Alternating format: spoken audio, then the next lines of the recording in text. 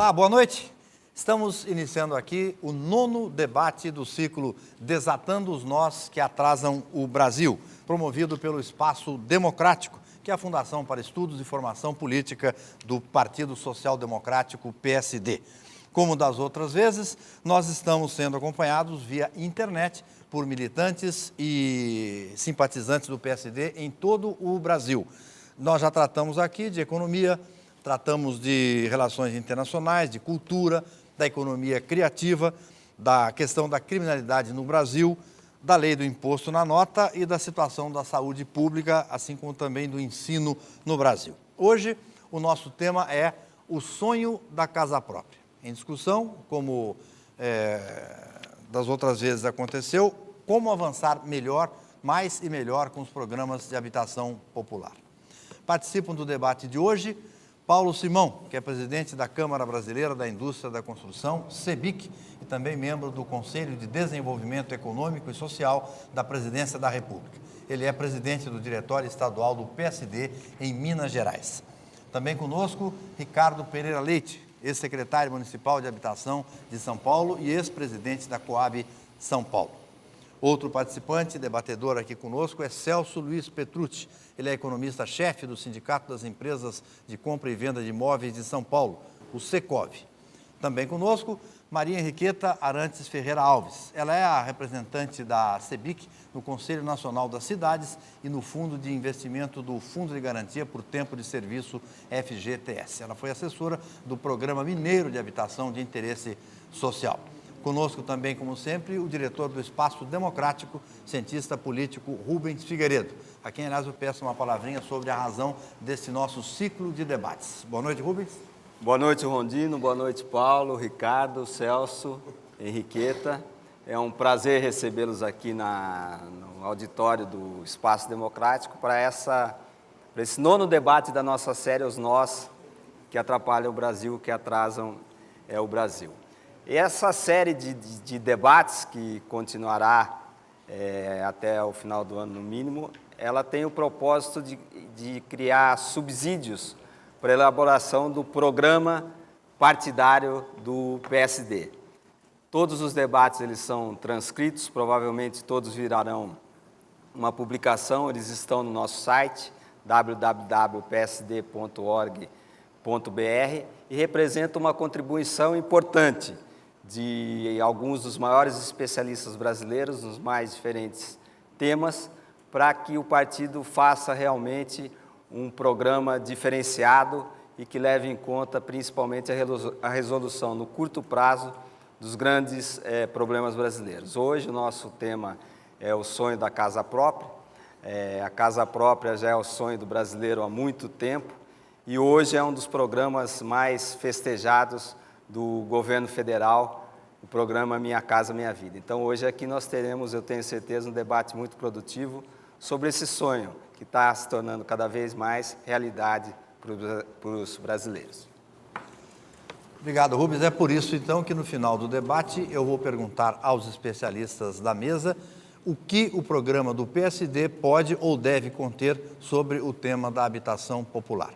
Mas nós vamos, então, agora ao nosso tema, com uma manifestação inicial de 3 minutos, mais ou menos, de cada um dos nossos debatedores. Paulo Simão, boa noite. Boa noite, Rondino. Boa noite a todos. É com muita alegria que nós participamos de mais esse programa do Espaço Democrático.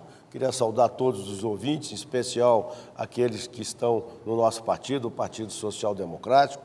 Também um abraço especial a todos de Minas Gerais, no nosso estado, onde nós presidimos o Diretório Estadual.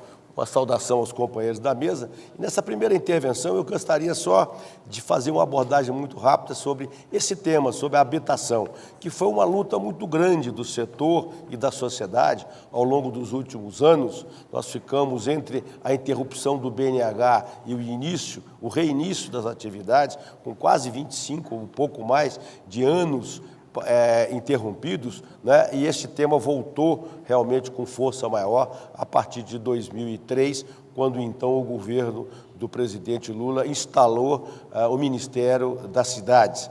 E aí sim começamos a ter de novo uma interlocução mais forte e uma disposição política maior no sentido de desenvolver a questão da habitação no Brasil. Um sonho, como é dito aqui no título do nosso evento, de todo brasileiro, e que agora encontra, como nós vamos ver ao longo desse programa e ao longo dos depoimentos das pessoas que estão aqui nesta mesa, encontra um caminho, encontra realmente uma forma que foi desenvolvida nos últimos anos e que está já prestando um grande serviço ao país, e nós temos certeza que na continuidade este projeto, este programa de habitação vai atingir seus objetivos. Nós vamos ter a oportunidade, Vandino, de falar ao longo do programa sobre as especificidades desse projeto. Obrigado, Paulo. Agora a vez do Ricardo Pereira Leite. Boa noite, Ricardo. Boa noite a todos, boa noite, companheiros da mesa, boa noite a todos aqueles que nos ouvem aí pela internet em todos os cantos do país. Eu acho que esse fenômeno da urbanização, que, como o Paulo falou, já teve um destaque na década de 60 e com a tentativa, não diria frustrada, mas insuficiente da criação do BNH, ele ficou muito tempo interrompido em função dos graves problemas econômicos que o Brasil passou, especialmente da inflação. Isso afastou essa possibilidade da moradia, né, para milhões de cidadãos brasileiros. Esse fenômeno da urbanização não só continuou nesse período, mas ele é uma característica, uma tendência mundial, e nos próximos anos a gente ainda vai ter um índice maior. O Brasil já tem um índice muito alto de urbanização, e isso vai demandar habitação, e habitação especialmente para as camadas menos favorecidas. Então, é importante a gente, quando pensar em termos de moradia, a gente também pensar nas questões urbanísticas. Hoje, as questões ambientais são também muito influentes, as questões da mobilidade. O tema mobilidade hoje está intrinsecamente ligado à questão da habitação. Então, é importante, e o país como um todo é muito diferente nas suas várias regiões. Então, é muito importante que a gente não analise a coisa, senão de uma maneira específica em todos os seus aspectos. Obrigado, Ricardo. Celso Petrucci, sua vez, boa noite. Boa noite a todos os componentes da mesa. Agradecer ao PSD a oportunidade de estar falando sobre um assunto que a gente gosta tanto, que é o sonho da casa própria, e falar de uma peculiaridade desse sonho, né? Esse sonho que os brasileiros começaram a ter nos anos 60, a partir de 1964 com a criação do BNH, a partir de 1966 com a criação do Fundo de Garantia do Tempo de Serviço, e que durante alguns anos possibilitou esse processo de urbanização a que o Ricardo se referia. Muito foi feito por conta dessa legislação do Banco Nacional de Habitação e do Fundo de Garantia. De repente, não por culpa, mas como consequência de um processo inflacionário muito grande, esse sonho se tornou para muitos um pesadelo da casa própria, e nós ficamos assim durante os anos 90, parte dos anos 80, durante a década de 90 e o início dos anos 2000, ficamos sem a possibilidade da nossa população massivamente poder concretizar esse sonho. Essa não é a realidade de hoje, né? Graças a Deus. Hoje, o país está fazendo em torno de 900 mil a 1 milhão de operações de financiamento por ano, né? Graças a um marco regulatório mais consolidado, graças a uma economia mais saudável, uma economia onde a inflação é preocupante, mas se compararmos com o passado, com o processo inflacionário que o Brasil chegou a alcançar de 2.400% no ano, a nossa inflação hoje, essa briga se será em torno de 6% ou em torno de 6,2%, não é importante. O que importa é o seguinte: nós temos 2 fundos que financiam a habitação, caderneta de poupança hoje com ativos de 400 bilhões, o Fundo de Garantia do Tempo de Serviço com ativos de 350 bilhões, e a segurança e a tranquilidade de que nos próximos anos a gente continuará crescendo, não da forma que crescemos nos últimos anos, mas poderemos ter um crescimento perene e o sonho da casa própria vai ser realidade para milhões de brasileiros aí nos próximos anos. Obrigado, Celso. Agora, boa noite, Maria Henriqueta. Boa noite. Eu quero também agradecer aqui o convite para participar desse debate, um assunto que muito me interessa e ao qual eu dedico a minha atividade profissional. E quero, complementando o que o Celso disse aqui, reconhecer os avanços que nós tivemos nos marcos regulatórios, especificamente a habitação de interesse social, que foi em 2005 com a aprovação da Lei 11.124, que criou o Sistema Nacional de Habitação de Interesse Social e deu todo o embasamento para os programas que se seguiram nessa área de habitação de interesse social. Tanto o programa de arrendamento residencial, que veio em 2001 até chegar no Minha Casa Minha Vida em 2009, e o Minha Casa Minha Vida de 2009 para cá. Eu acho que nós temos conquistado grandes avanços na habitação de interesse social, muitos avanços no conceito. Alguém falou aqui que a gente tem que olhar a habitação além das quatro paredes, olhar a habitação também do aspecto de mobilidade, também do aspecto dos equipamentos comunitários, da condição de cidadão de cada um morador dessa habitação. Também avançamos muito nos aspectos de marco regulatório legal, né, com o sistema de habitação de interesse social e com a disposição e a colocação de recursos claramente destinados ao subsídio, o que permitiu Minha Casa Minha Vida. Parte desse subsídio é dado pelo governo, parte é dado pelos trabalhadores, na parcela que compete ao Fundo de Garantia, e isso tem sustentado essa produção de 1 milhão de moradias ano, que muito nos alegra, né? Agora, entendo que ainda temos muito que avançar, e podemos melhorar, podemos aperfeiçoar. E eu acho que esse debate vai nos permitir defender algumas ideias nesse sentido dos avanços possíveis e quase que imediatos que nós podemos conquistar para esse país. Obrigado, Henriqueta. No final da tarde de hoje, nós enviamos a militantes e simpatizantes do PSD em todo o Brasil um torpedo com a seguinte enquete: como tornar a casa própria acessível? As perguntas eram: A, mais crédito? B, preço menor? Ou C, menos burocracia? Para participar, basta que você envie agora um torpedo, uma mensagem de texto, para o número 6182895555, digitando apenas A, B ou C para escolher uma das respostas. O resultado a gente mostra no final do debate de hoje.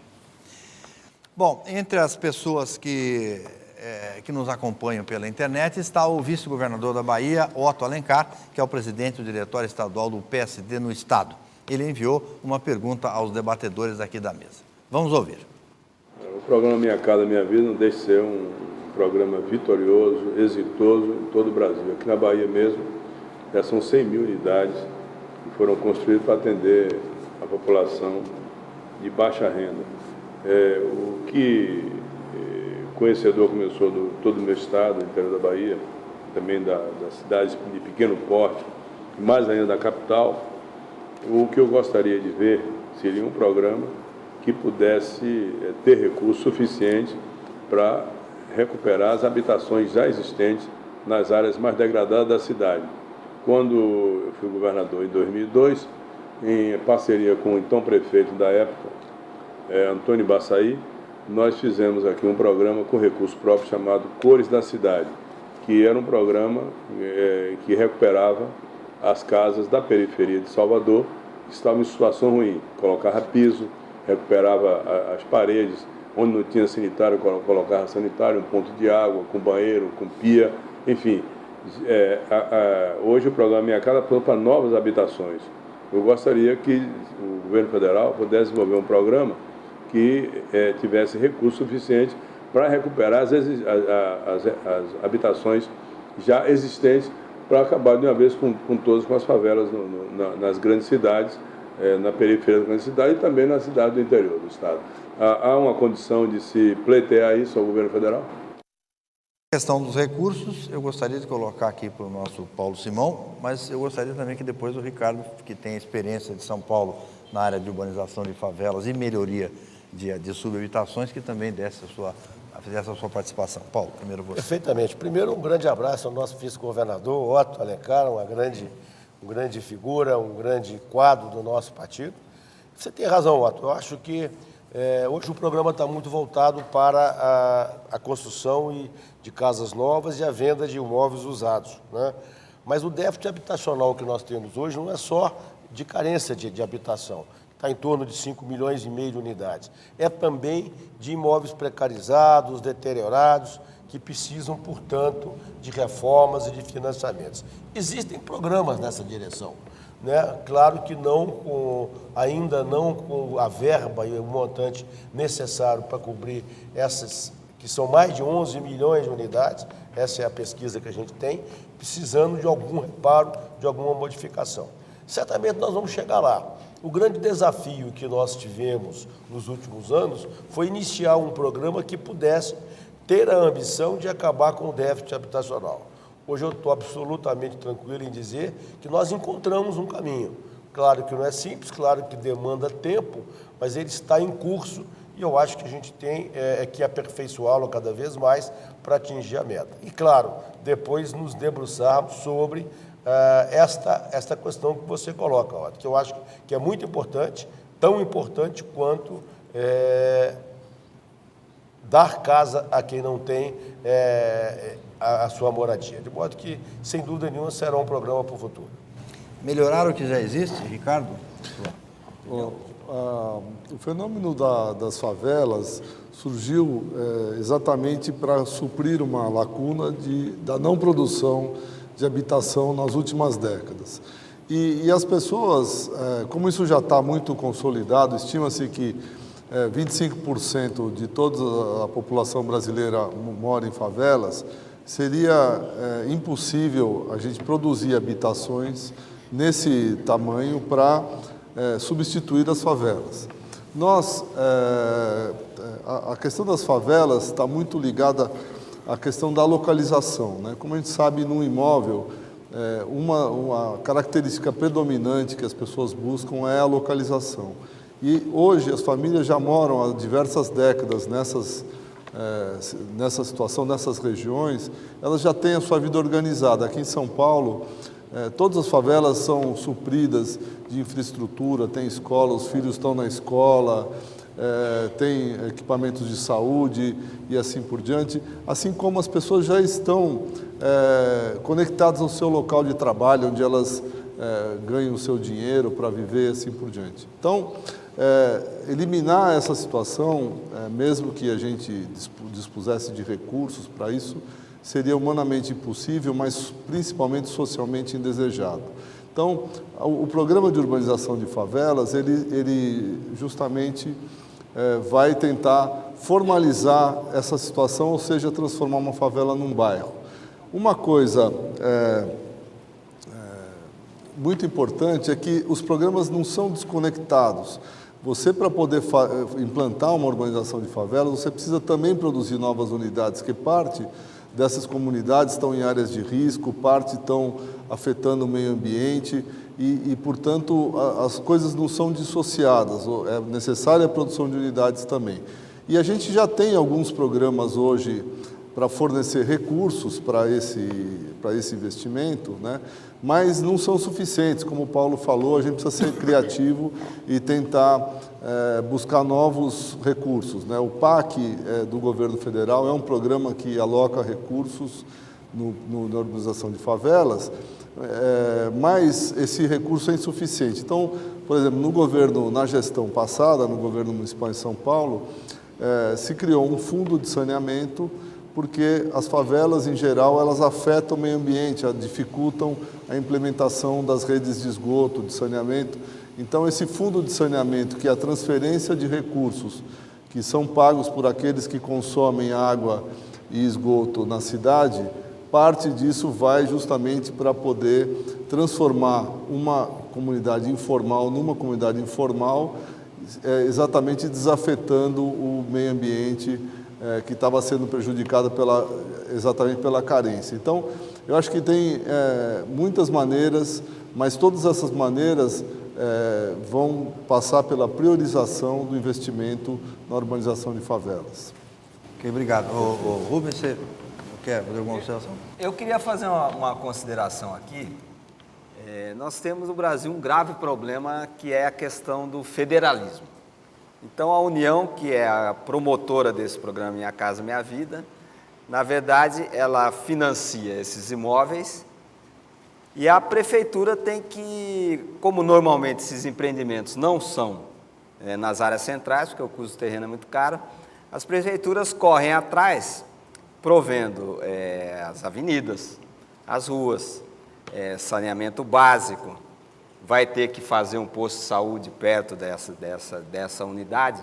Então, minha pergunta é a seguinte: como é que iluminação, como poderiam se articular essas duas instâncias para que esse programa não custasse tanto do ponto de vista financeiro, de comprometimento de orçamento, para as prefeituras? O Rubens, você colocou um ponto muito importante, né? Fica parecendo só que o responsável pelo provisionamento de habitação para a população é coisa do federal, né? E, na verdade, o município e o estado têm uma responsabilidade muito grande nisso. Falta melhor entrosamento, sem dúvida nenhuma, mas eu posso dizer que já houve um avanço muito grande nos últimos anos. É preciso a gente enfatizar que nós ficamos muitos anos parados, muitos anos sem verbas, sem programas, sem projetos. Colocar toda essa máquina funcionando não foi fácil. A criação do Ministério foi peça importante, os novos projetos, programas, os novos marcos regulatórios. Esta coisa vem num processo crescendo e se aperfeiçoando. Então, eu acho que esse entrosamento hoje já é bem maior. Certamente os estados e municípios precisam estar atentos a atender melhor esses programas e colaborar mais. Isso já está sendo feito, mas certamente vai ter que se ampliar, até para atender aquilo que foi colocado pelo Otto. O Ricardo falou uma coisa muito correta. Hoje, quando a gente fala em moradia, nós estamos falando da moradia que a gente chama de moradia digna, completa, com saneamento, com transporte, com os equipamentos sociais nas suas áreas, né? Nós temos que pensar e vamos ter que começar a pensar no empreendedorismo dentro dessas áreas. Então, é um processo muito complexo, né? Que está caminhando muito bem. Eu tenho certeza que nós vamos evoluir, mas que ainda falta muitos passos para serem dados para se tornar um programa completo. Isso que você coloca é fundamental, tem que haver esse entrosamento. Maria Henriqueta, observação? Eu queria complementar um pouquinho aqui, porque, na verdade, nós temos hoje recursos disponibilizados pelo FGTS para reforma, ampliação, tanto para ser tomado diretamente pela pessoa física, como para ser tomado via governo de estado ou prefeitura municipal.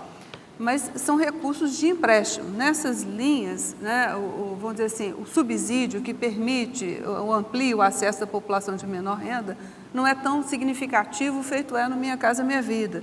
Então, uma das prioridades que poderia ser dada no futuro plano aí de habitação de interesse social seria criar uma destinação específica de recursos que fosse voltada para melhorar e recuperar unidades que tivessem legalidade, né, gente?